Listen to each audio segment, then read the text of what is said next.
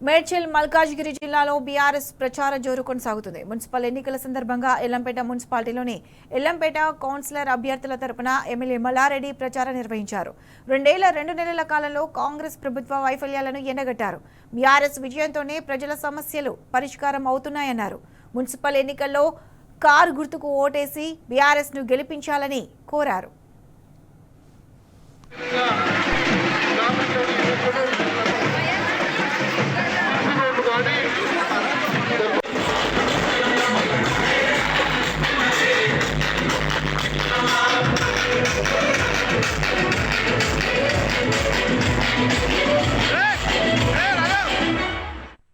Municipality అయింది.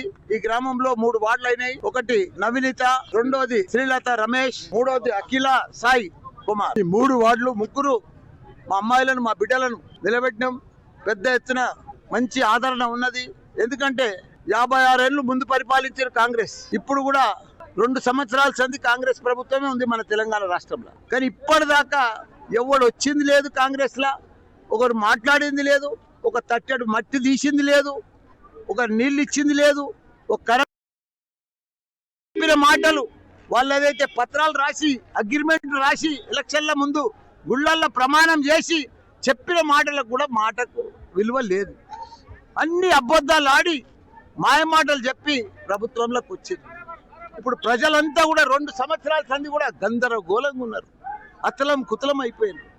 వ్యాపారాలు లేవు, రియల్ ఎస్టేట్ లేదు, నీళ్లు సరిగొస్తలేవు, కరెంట్ సరిగొస్తలేదు.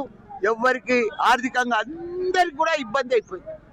ధనిక రాష్ట్రం తెలంగాణ ఉండే దరిద్ర రాష్ట్రంగా తయారు చేసేస్తుంది. మొత్తం రోజు రోజు చూస్తూ ఉంటే పోతా ఉంది, చూస్తూ ఉంటే డౌన్ అవుతా ఉంది.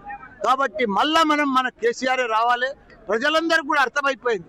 మన కేసీఆర్ అయితేనే 10 ఏళ్ళు పరిపాలించి భారతదేశంలోనే ఒక ఆదర్శ రాష్ట్రంగా తీసుకొచ్చింది మన కేసీఆర్ గారు. మన తెలంగాణ రాష్ట్రాన్ని నంబర్ 1 రాష్ట్రంగా తీసుకొచ్చింది తెలంగాణ రాష్ట్రాన్ని. అందుకే మళ్ళీ ఇప్పుడు అందరు కూడా మళ్ళా కేసీఆర్ వస్తేనే మనకు అన్ని రకాలు కూడా అభివృద్ధి చెందుతాయి, అన్ని కూడా చేస్తాయని చెప్పి ప్రజలందరూ కూడా తండాలు వస్తున్నారు. తప్పకుండా ఈ 3 వార్డులు తెలంగాణ 3 మున్సిపాలిటీలు కూడా తప్పకుండా ప్రజలది మంచిగా టీఆర్ఎస్ ప్రభుత్వం మీద ఆదరణ ఉంది. తప్పకుండా ఈ 3 మున్సిపాలిటీలు కూడా 68 కౌన్సిలర్లు కూడా భారీ మెజార్టీతో గెలుస్తారు.